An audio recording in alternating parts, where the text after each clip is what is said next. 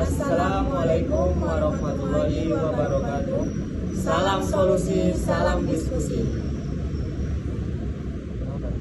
Perkenalkan, nama saya Aura Jamia. Nama saya Harisata Hilmi. Kami dari PBA 3 kelompok 27 akan menjelaskan pengertian tentang hakikat peserta didik dalam pendidikan Islam.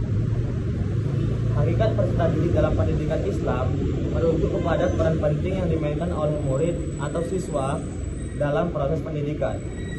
Peserta didik didefinisikan sebagai orang yang menuntut ilmu di lembaga pendidikan dan bisa disebut sebagai murid, santri, ataupun mahasiswa.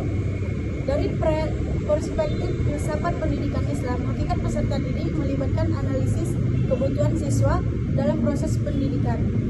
Peserta didik adalah individu yang mengalami perkembangan dan perubahan, sehingga mereka perlu mendapatkan bimbingan dan arahan untuk membentuk sikap moral dan kepribadian. Pendidikan Islam menekankan kepada pembentukan karakter dan nilai-nilai moral yang baik. Dan peserta didik memainkan peran sentral dalam mencapai tujuan ini. Oleh karena itu, pendekatan yang digunakan dalam pendidikan Islam harus mempertimbangkan kebutuhan perkembangan individu peserta didik.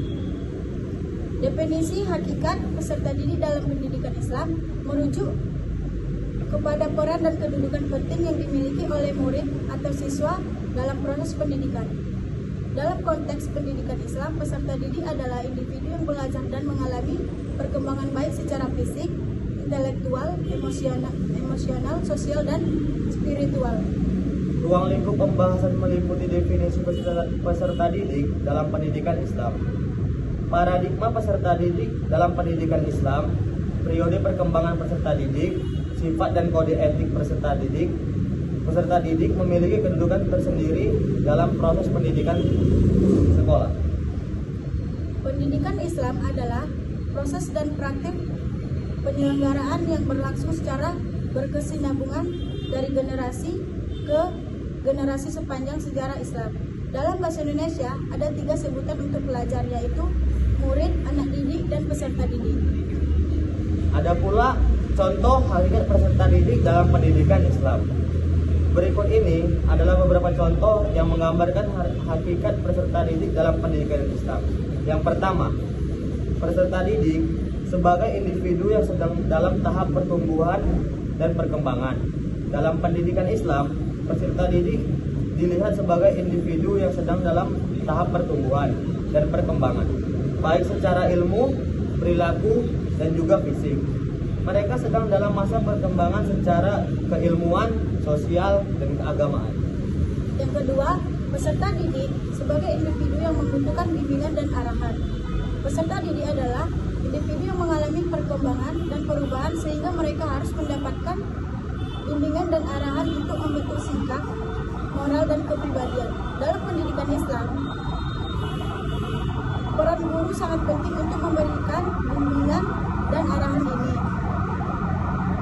Yang ketiga, peserta didik sebagai bagian dari proses pendidikan yang berkesinambungan. Dalam pendidikan Islam, proses pendidikan dilihat sebagai suatu proses yang berlangsung secara berkesinambungan dari generasi ke generasi. Peserta didik adalah bagian integral dari proses ini. Mungkin sekian dari penjelasan kami. Assalamualaikum warahmatullahi wabarakatuh.